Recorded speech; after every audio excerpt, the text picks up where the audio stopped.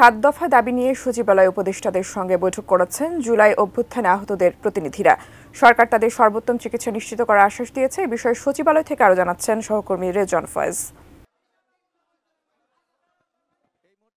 একটা মোটামুটি স্বাস্থ্য মন্ত্রণালয়ের যে সম্মেলন কক্ষ সেখানে আসলে একটা অস্থির পরিস্থিতি বিরাজ করছে, কারণ কিছুক্ষণ আগেও এখানে 5 উপদেষ্টা এসে ব্রিফ করে গেছেন।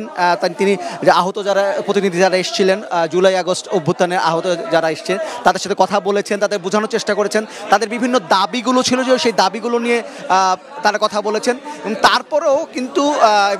তারপরে অর্থাৎ আলোচনার পরে প্রধান উপদেষ্টা বিশেষ সহকারী সাইদুর রহমান তিনি বেশ কয়েকটি প্রতিশ্রুতির কথা বলেছেন যে যারা আহত হয়েছেন তাদের সুচিকিৎসার ব্যবস্থা করা হবে, বিদেশে ব্যবস্থা করা হবে।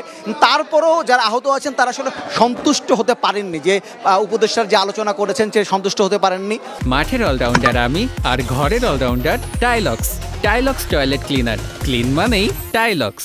এবং অনেকটা এই আলোচনা অমীমাংসিত রেখে তাড়াহুড়ো করে কিন্তু উপদেষ্টারা চলে গেছেন। তারপরে কিন্তু এখনো যারা আহত, ছবিতে দেখতে পাচ্ছেন আহতরা আছেন, তারা কিন্তু এখনো ক্ষোভ প্রকাশ করছেন এবং তারা বলছেন যে সুচিকিৎসার ব্যবস্থা, বিশেষ করে যারা বেশি আহত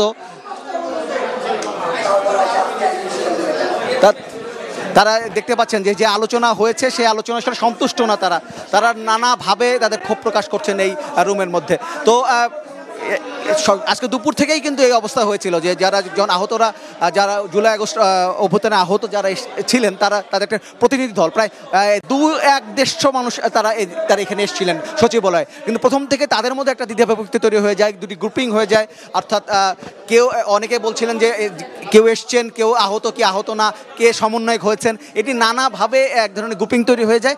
এবং সেটি সার্জিস এবং হাসনাত, 2 প্রধান সমন্বয়ক, তারা এসেছিলেন, তারা মেটানোর চেষ্টা করছেন, সেটি মেটেনি। তারপরে 5 উপদেষ্টা এসছেন, তারাও কিন্তু ঘণ্টাখানেক বা ঘণ্টা দেড়েক তাদের সাথে কথা বলেছেন এবং নানা ধরনের বোঝানোর চেষ্টা করেছেন যে তাদের ব্যবস্থা করা হবে এবং সামনের দিকে আরও আলোচনা করা হবে, সেটি তারা বলেছেন।